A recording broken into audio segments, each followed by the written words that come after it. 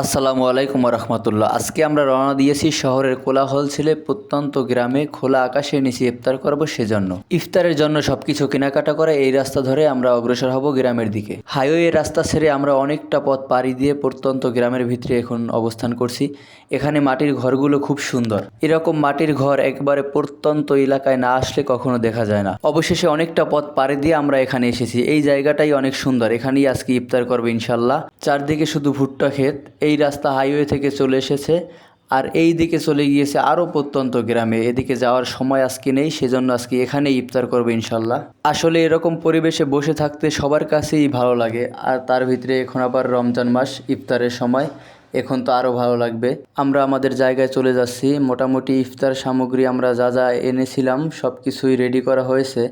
একটু পরে আজান দেবে ইনশাল্লাহ, আমরা এখানে আজকে ইফতার করব। আসলে এরকম পরিবেশে ইফতার করে নিজেদের কাছে খুব ভালো লেগেছে, যেটা আপনাদেরকে বলে বোঝানো যাবে না।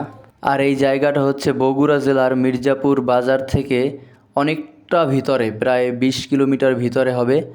খুব প্রত্যন্ত একটি গ্রাম। গ্রামটা অনেক সুন্দর। সবাই ভালো থাকবেন। আসসালামু আলাইকুম রহমতুল্লাহি ওয়া বারাকাতুহু।